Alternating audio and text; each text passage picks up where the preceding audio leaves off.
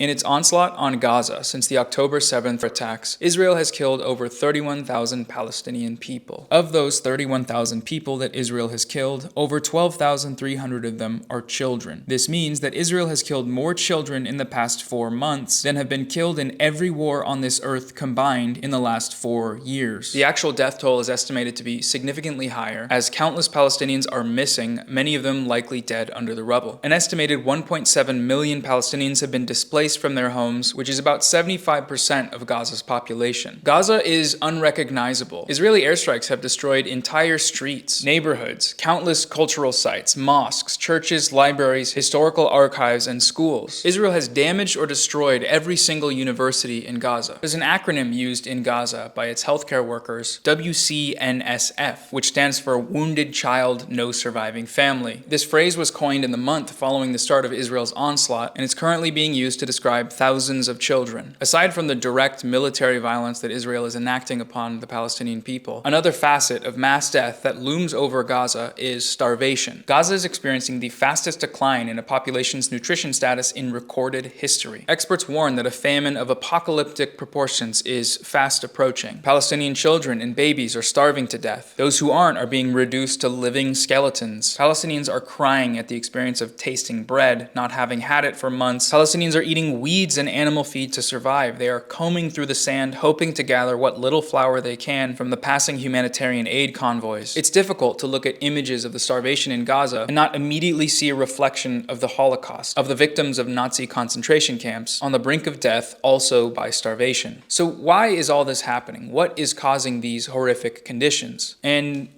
Israel. Israel is causing this. It's military, the Israeli government, some Israeli citizens, and of course, the United States. This campaign of collective punishment through intentional starvation is being carried out by Israel in a number of ways. One way is just through destruction. The Israeli military, using the billions of dollars worth of weapons given to them by the United States, has bombed much of Gaza's food infrastructure. Bakeries have been reduced to rubble or rendered inoperable from a lack of fuel due to Israel's resource blockade. Aid trucks entering Gaza have been destroyed by Israeli bombs, and the total annihilation of any infrastructure has caused significant blockage to any humanitarian aid supply chains. The other way that the starvation campaign is being facilitated is through aid restrictions. UNRWA, the largest humanitarian aid organization supplying food, supplies, and medical assistance in Gaza, was stripped of Western funding in January on false pretenses. UNRWA has 13,000 employees operating in Gaza. Of these 13,000, 12 were alleged to have been involved in the October 7th terror attacks. These allegations came directly from Israel, who did not provide any evidence for their claims. Despite this lack of evidence, 16 governments, including the United States, halted all funding to UNRWA. These decisions were condemned by the World Health Organization, Doctors Without Borders, and Amnesty International, who deemed it a heartless form of collective punishment. And they weren't wrong. In the window of time between then and now, over 20 Palestinians have died of starvation. Reports have also since emerged that Israel allegedly tortured UNRWA employees while in detainment, coercing them into giving false confessions which implicated other employees. Also, even if we grant this assertion that they made without evidence that 12 UNRWA employees were involved in October 7th, that in no way justifies defunding the entire organization, one that has been pivotal in saving Palestinian lives since its creation in 1949. The current most pressing element of Israel's intentional starvation campaign is the disruption or outright blockage of humanitarian aid from entering Gaza. This is nothing new. Israel has been doing this to Gaza for years. 80% of Palestinians were already reliant on humanitarian aid before October 7th. The latest restrictions are just an extreme escalation. And it's not some secret plot either. Recall on October 9th when Israel's defense minister said, "I've ordered a complete siege on the Gaza Strip. There will be no electricity, no food, no fuel. Everything is closed." It is an explicit facet of their military strategy,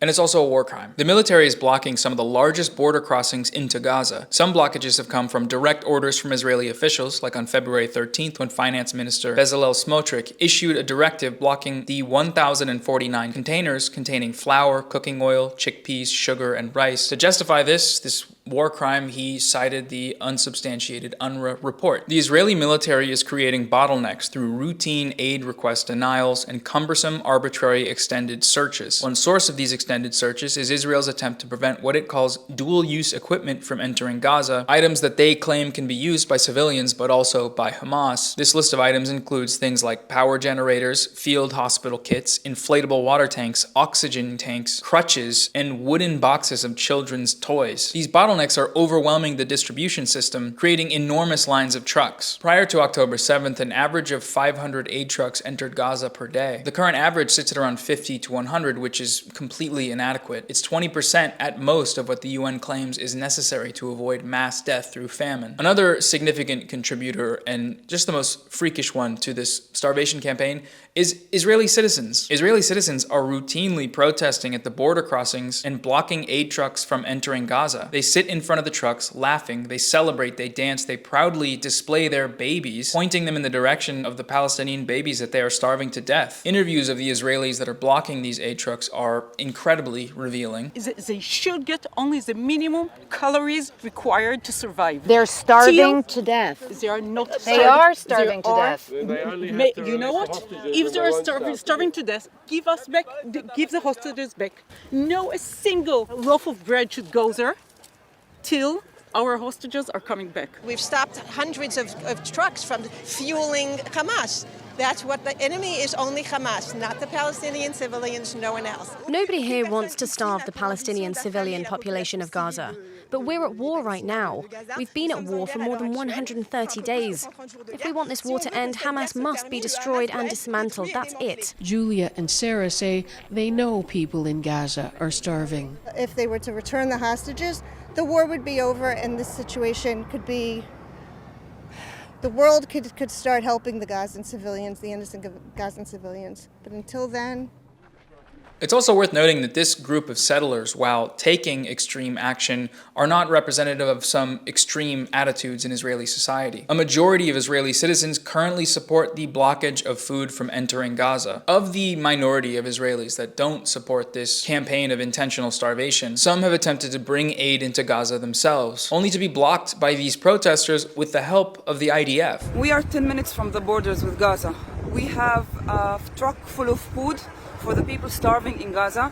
The police and the army won't let us get in. All of these actions are in direct violation of the International Court of Justice's order for Israel to let aid flow through to Gaza. That order, remember, was a part of a group of legally binding provisional measures listed by the ICJ that Israel must take to avoid committing acts that fall under the Genocide Convention. The court further considers that Israel must ensure with immediate effect that its military forces do not commit any of the aforementioned acts. They aren't exactly helping their case here, are they? Experts from human rights organizations and the United Nations have repeatedly stated that the only way to avoid the looming explosion of preventable child deaths is by fully letting this aid through. But Israel won't do it. On top of all these elements of intentional starvation, there's one particularly bone-chilling strategy that Israel has begun to employ consistently as a way to escalate this famine. That strategy is the use of lethal force, which brings us to Israel's starvation massacres. At dawn on February 29th, as thousands of starved Palestinians huddled around fires waiting for food, one humanitarian aid convoy was granted passage into Gaza. When Palestinians began congregating around the trucks, the Israeli military opened fire on them. They shot and killed at least 112 civilians and injured over 750. Aside from gunshot wounds, some of these deaths and injuries have been attributed to tank shell shrapnel and warplane ammunition. This was a massacre, and it's been dubbed the Flour Massacre. Its horrific criminality best exemplified by this image, a bag of flour covered in the blood of the Palestinian civilians that were murdered by Israel while trying to retrieve it. Footage from the massacre shows Palestinians running, screaming, ducking for cover, and carrying the bodies of their people slain by Israel. Testimony after the massacre from its victims is haunting. The following is from a 972 article quoting 22-year-old Abdel Jalil Al-Fayoumi. "I couldn't see the aid truck, I just saw its lights and people rushing toward it. Suddenly, intense gunfire erupted from the Israeli tanks. I got separated from my uncle and my cousin. I didn't know what was happening. I just wanted to survive and escape. Everyone was screaming and fleeing. There were bodies on the ground and wounded people crying for help. After hours of searching for his uncle with his family, they found him standing in front of a body covered with a bloodied white blanket. Moatassim, his son, was lying lifeless with parts of the inside of his head exposed. Abbas explained that when Israeli forces opened fire on the crowd, he and his son had tried to take cover behind debris from previous bombings. Moatassim lifted his head for a second and was struck by an Israeli bullet. My uncle couldn't stop crying in front of his son's body, saying, 'I couldn't bring you your flour, forgive me.' Al-Fayoumi continued with tears streaming down his face. The only reason he went with his son was their dire need to bring home food. The situation was catastrophic. It was like doomsday. No one cared for anyone there. Everyone just wanted to get flour or anything they could from the aid truck. There were dead bodies on the ground and wounded people screaming for help, but no one was paying attention to them. Hunger drove people to extremes, pushing them to death. This massacre was celebrated in Israeli Telegram channels. One caption accompanying footage of the massacre reads, "First footage of the blessed massacre. You can see clearly they're fighting for their lives for survival. Cannibalism is on the way. We must starve them until the long-awaited cannibalism." Amid Israel's sick, self-congratulatory lies about ramping up aid in Gaza, we authorized a convoy of, I think, some 30 trucks entered Gaza last night, headed for the northern Gaza Strip. This shows that Israel is interested in seeing aid and foodstuffs reach the civilian population. Many on the ground understandably ask the question, why would we want more aid when you're going to kill us when we try to get it? The Israelis just opened random fire on us, as if it was a trap. Once we approached the aid trucks, the Israeli tanks and warplanes started firing on us. If this continues like this, we do not want any aid delivered at all. Every convoy coming means another massacre. Following the massacre, Israel lied about what happened. First, they denied any involvement from Israeli troops, claiming that all of the Palestinian deaths at the aid convoy had been a result of the large crowds of people trampling over one another. This claim was made in direct statements from the Israeli military. It was parroted by Israeli government spokespeople. It looked like the civilians were storming the trucks, trying to take the food out of desperation. The crowd was pushing and shoving, and people were killed. I can't tell you the exact numbers. As you know, don't trust the numbers put out by the Hamas-controlled Ministry of Health in Gaza. There were reports that maybe the drivers were driving over parts of the crowd. It appears to be a tragedy, but I can tell you Israel was not involved directly in any way. And it was a lie. Immediately following the massacre, over 80% of the bodies that arrived at Al-Shifa Hospital for treatment had gunshot wounds. This was confirmed by investigations from multiple sources and human rights organizations. Around this time, the IDF released aerial footage of the incident in an attempt to back up this trampling narrative, showing large crowds of people grouped up around the aid trucks. At a number of points in the footage, though, there are cuts. The video cuts conspicuously from the crowds gathered around the trucks to the crowds fleeing. Analysis of this footage, paired with footage from people on the ground, only further implicates the IDF as having committed this massacre. At one point, people in the crowd suddenly appear to panic and run in multiple directions. The IDF says that this footage shows a mass stampede where Gazans are trampled. But the quality and short length of the clips makes it difficult to confirm these claims. Another clip in the IDF footage shows 2 Israeli tanks a quarter-mile down the road, and at least a dozen bodies lying nearby. The video doesn't show the events that caused the casualties, but several people can be seen crawling and ducking for cover. Other video filmed from a side street by an Al Jazeera camera crew helps fill in some of the gaps about what unfolded on the ground. It captures shots fired as crowds of people scatter and take cover. It is not clear when this footage was filmed in relation to the IDF drone video, but what is clearly visible is tracer ammunition, a specialized type of projectile that ignites to illuminate its path, which helps troops fine-tune their targeting. The source of the fire is not captured in the footage, but the trajectory shows it's coming from the direction where Israeli military vehicles are positioned, just a half-mile away. Even if Israel was telling the truth, that they hadn't fired a single round and that all of these deaths were due to a stampede, is that really a defense anyone's supposed to accept? We starved a civilian population until they were forced to trample over each other to death? Is that supposed to absolve them of anything? After that first claim was disproven, the IDF changed their story, claiming that actually, yeah, their soldiers had fired on this crowd of starving Palestinians, but any resulting deaths were mistakes, a product of stray warning shots, a consequence of the area being a war zone. The UN says that some of its convoys have come under open fire from Israel forces. Why would we intentionally fire at... I don't know. I'm asking you whether that has happened. It may have happened. Again, as I said before, it's a war zone. If it happened, I can say it happened by mistake. This was another lie that they could not maintain, and soon after, they changed their story again. What the IDF settled on was that firing on the crowd wasn't a mistake, it was on purpose, but it was self-defense. Building off of this lie, you will just not believe what Israel's conclusion was here. Total support must be given to our heroic fighters operating in Gaza, who acted excellently against a Gazan mob that tried to harm them. Today, it was proven that the transfer of humanitarian aid to Gaza is not only madness while our abductees are being held held in the Strip under substandard conditions, but also endangers the IDF soldiers. This is another clear reason why we must stop transferring aid, which is in fact aid to harm the IDF soldiers and oxygen to Hamas. So these Israeli troops, they commit a massacre. They gun down a crowd of 1,000 Palestinians. Israeli officials lie and say that they were just defending themselves, and then they use that lie to call for the end of all aid to Gaza. What can you even say about something like that? It's beyond evil. Immediately following the massacre, a few different things happened. One of them was that Western media ran cover for it. They employed passive voice in article headlines, they used vague language, and rarely, if ever, named the massacre's perpetrator. The Guardian referred to the massacre as food aid-related deaths. From the AP, 70 killed and 200 wounded in a strike on a crowd of Palestinians. A strike. Just a strike. The word strike. From USA Today, 112 killed in carnage. Israel blames Palestinian aid drivers. Thank you for letting us know what the guys that did it are saying. It's very helpful. CNN called the massacre a chaotic incident where people were killed and injured when the IDF opened fire. The IDF opened fire, people were killed and injured. Just listing off some events right now. Are they related? Who's to say? Not CNN. More than 100 killed as crowd waits for aid, Hamas-run health ministry says. So they can't name who did it. They can't say Israel, but they managed to work Hamas into this title somehow.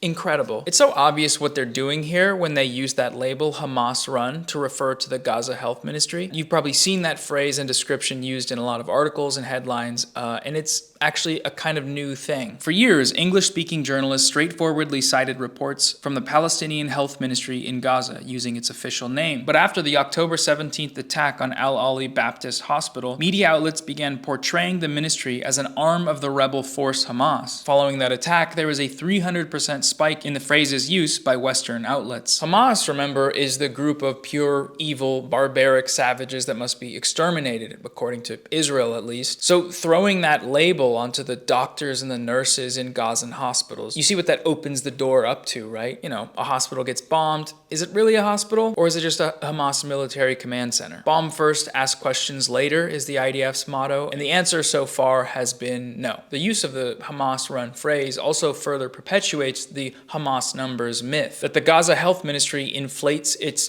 Palestinian death toll numbers. As you know, don't trust the numbers put out by the Hamas-controlled Ministry of Health in Gaza. This claim has been debunked countless times. The WHO and human rights organizations have consistently found the Hamas-run Gaza Health Ministry death toll estimates to be accurate and in line with the estimates of independent third-party sources, and even the Israeli military itself. For supporters of Israel's genocide campaign, though, all of this evidence is not enough. They repeat the Hamas numbers lie to this day. Go search it on Twitter. You'll see it everywhere. Perhaps the most heinous example of all these Western media outlets' extreme pro-Israeli bias is the coverage done by the New York Times. Their role in shaping public opinion to normalize Israel's crimes, it will be studied for years to come, and it's certainly deserving of its own video. But just in terms of how they covered the Flour Massacre, as hungry Gazans crowd a convoy, a crush of bodies, Israeli gunshots, and a deadly toll. Literally writing poetry to avoid using active voice. It's amazing. Disastrous Convoy was part of a new Israeli effort to hand out more aid in Gaza. Wow, that's really kind of them. They're trying their best, I guess. Now here one might say, well, Noah, those are just the headlines. You know, maybe the articles go into more detail.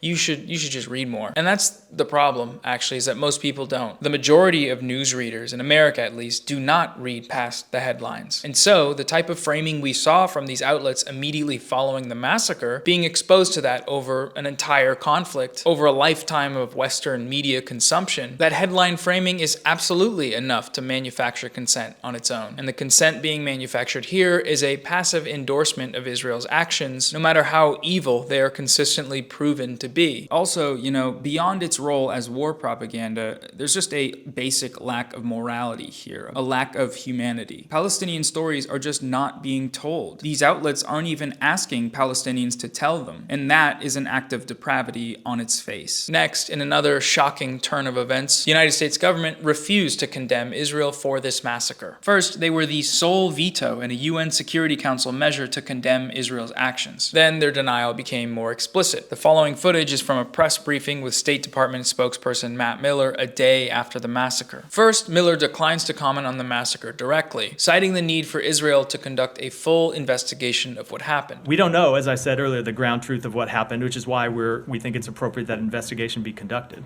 So you think that there were other people shooting Palestinians? Saeed, I said I have seen reports that other people were shooting. I don't know the veracity of any of those reports, which is why we're seeking more information. And you expect to get any results from these investigations, we do. These reports?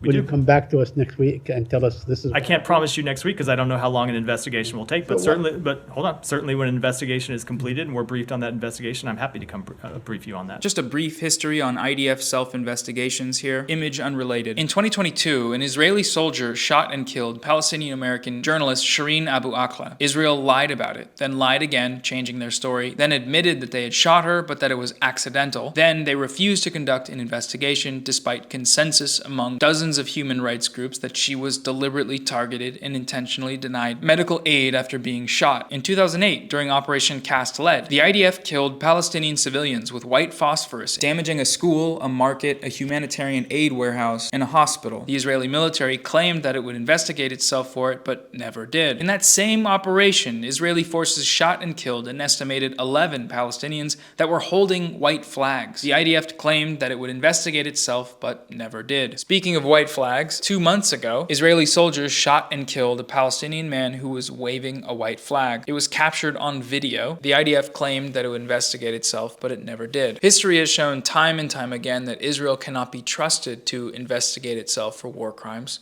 Obviously. And yet, US officials refuse to say a single critical thing about them, taking their word at face value that an investigation would lead to anything other than, no, we didn't. In this case, though, they've started the process. There was an IDF report released a few days ago reviewing the incident, and would you look at that? They found no wrongdoing. Dozens of people headed towards nearby IDF troops, reaching at a distance of several meters from them, and thereby posed a real threat to the forces. At this stage, the forces fired cautionary fire in order to distance the suspects. As the suspects continued to advance towards them, the troops fired precisely toward a number of the suspects to remove the threat. Fired precisely.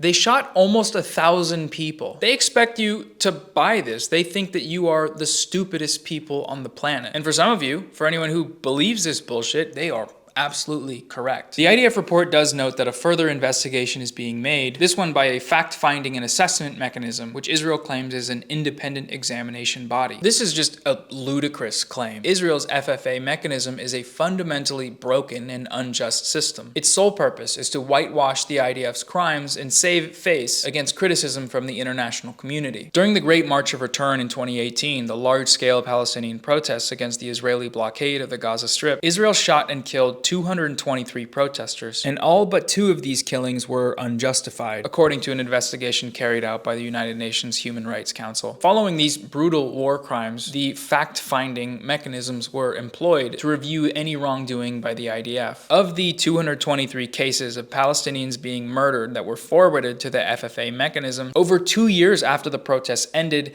80% of them were still being processed. The FFA mechanism only reviewed cases of Palestinian protesters that were killed, which leaves out the almost 10,000 cases of injury, many of them severe, including cases of individuals who suffered gunshot wounds that left them permanently paralyzed, and protesters who lost limbs. Out of all 223 investigations into these killings in that 2-year period, only one resulted in an indictment that was against a soldier that shot and killed a 14-year-old boy named Rami Jawad Hillis while he was climbing a fence. That soldier was found guilty not of murder but of abuse of authority because he shot the child without express permission from his commanding officer. His consequence was 3 months in prison, 30 days of military work, and a demotion. These fact-finding mechanisms are not real. There is no justice here, and there was never supposed to be. Returning now to the press briefing following the Flour Massacre, Miller refuses to use the word condemn regarding the massacre, but also at the idea that Israel has killed any innocent Palestinians. Why is it so difficult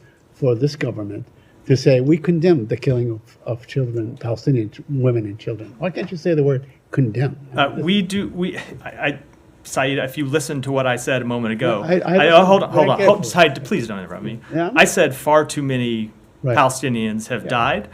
Thousands of Palestinian children have died, and it is a tragedy when one of them dies.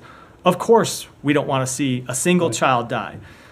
We don't want to see anyone die as a result of this conflict, which is why we have been working to bring this conflict to a close as soon as possible. When this smarmy fuck says that the United States doesn't want to kill children, he's lying through his teeth. If that were the case, if the United States didn't want to see thousands of dead Palestinian children, then they would not have sent Israel 230 cargo planes and 20 warships carrying 5,000 Mk-84 2,000-pound bombs, 5,000 Mk-82 500-pound bombs, 1,000 GBU-39 small-diameter bombs, 3,000 JDAMs, 57,000 artillery shells, and 21,000 precision-guided munitions. If the United States didn't want to kill Palestinian children, then they wouldn't have allocated $14 billion out of the $80 billion foreign aid deal signed last week to Israel, with shipments in the coming months including another 1,000 Mk-82 500-pound bombs, tens of thousands more artillery shells, 200 kamikaze drones, thousands of bunker buster munitions, millions of dollars worth of bomb fuses, and an undetermined but likely large supply of F-35 and F-15 fighter jets. Everyone knows what these weapons are doing to the people of Gaza. We can see what these weapons are doing to the people of Gaza. The United States itself officially cited a death toll of 25,000 women and children in Gaza. And that was a month ago. How do they think these people died? How can one possibly justify this? And, we know the answer to that. The answer is Hamas. That's how they do it. Hamas. They say Hamas. Hamas. Hamas. Hamas. Hamas. Hamas. Hamas. Hamas. Which conveniently is something Miller did later in this briefing. Whenever you ask me these questions, I do think you continue to kind of just elide over the fact that Hamas bears a great deal of responsibility for putting those children in harm's way. Remember, it was Hamas that launched this war in the first place, with an attack on Israel that killed men, women, and children, and that Hamas that hid and continues to hide behind children as human shields. The question I have to ask here is, how far does this rationale extend? How many innocent people have to die? What will it take for there to be any sign of restraint? We haven't seen that limit yet from the United States, but the logic on display here says that there isn't one. Following the Flour Massacre, the United States announced a plan to start airdropping aid into Gaza. This was clearly a PR move. For one, these airdrops are just insultingly inadequate when it comes to feeding Gazans. So far, in the first 2 weeks of airdrops,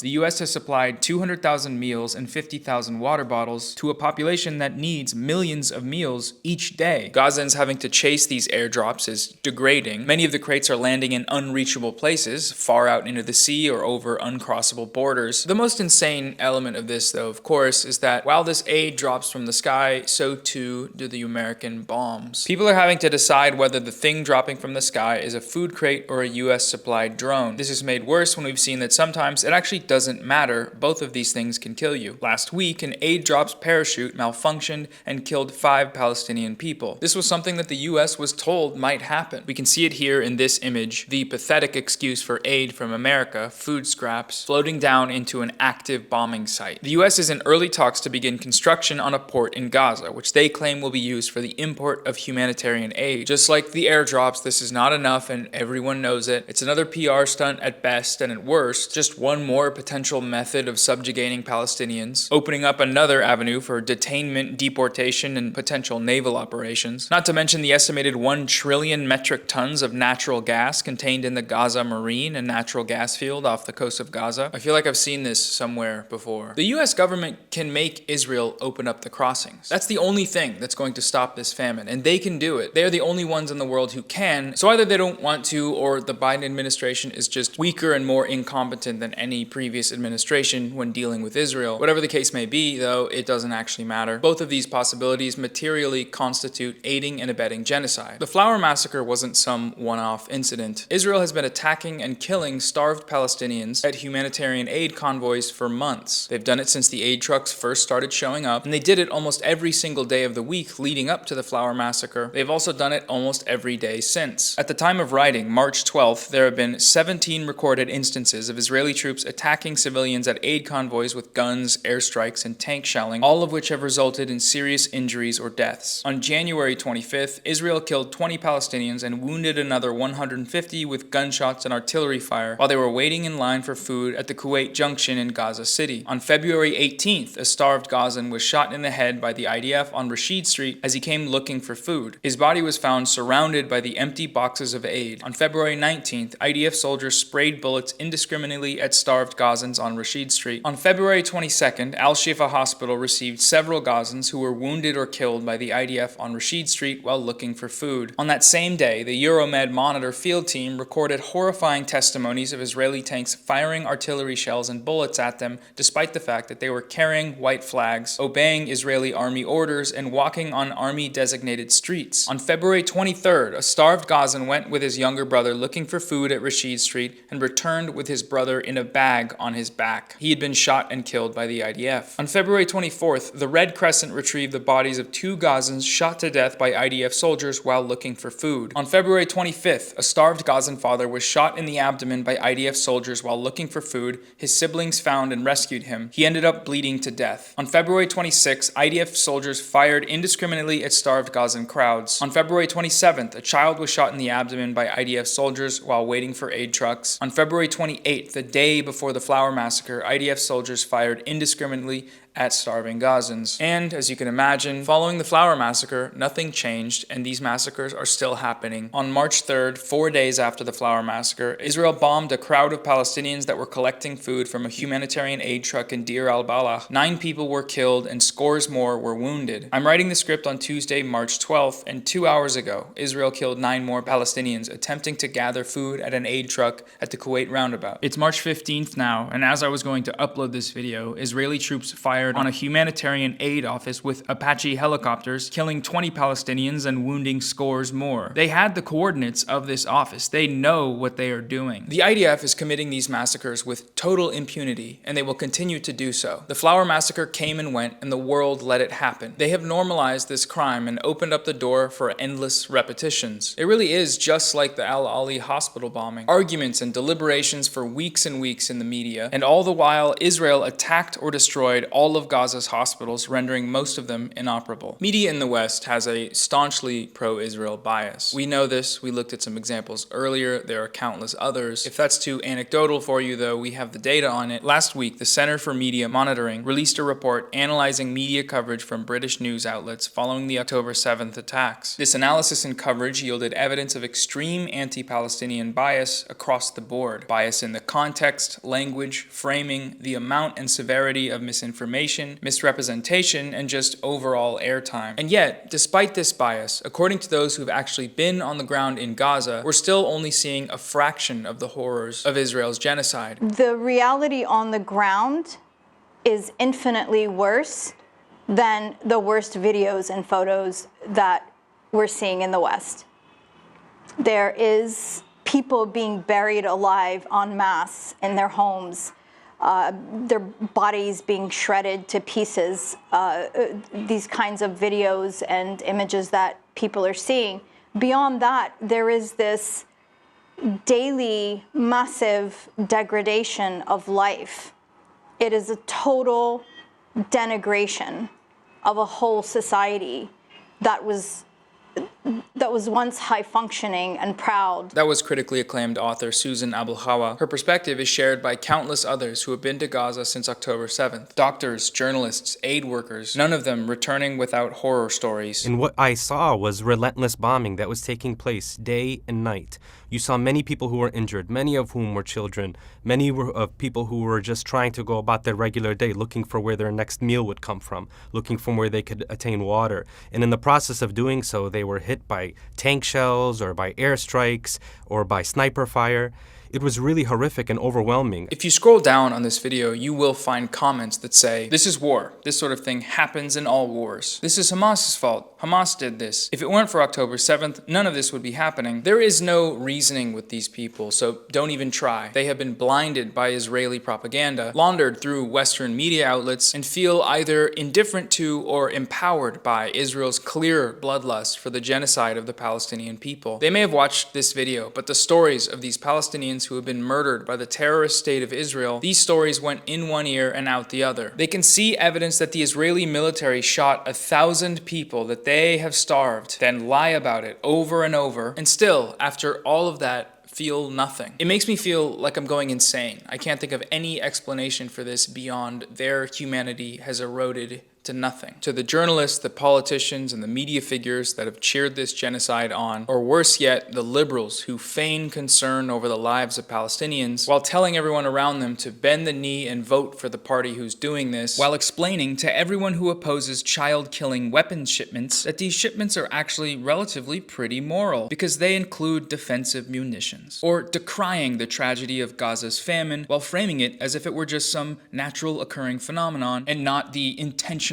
act of war that everyone else has concluded that it is, while bravely posing the question, why can't the people being murdered just shut up and get along with their murderers? History will not look kindly upon you. Please share this video with anyone in your life that isn't seeing what Israel is doing right now. In the description, you'll find a link for some vetted charities for Palestine. Donate if you can. Organize, boycott, protest, and share these stories. As I've said, any money that I make on these will be donated to Palestine. But if you want to support me and my work, I have a Patreon. You can get videos ad-free, early script access, behind-the-scenes stuff. This whole YouTube journalism but not really journalism thing is new to me. I'm not used to it. It's not something I've done on my channel for very long. But right now I feel like I'm physically incapable of talking about or doing anything else. So this is what we're going to do. I'll try to do a lighter video soon. We'll see. But anyways, thanks for watching.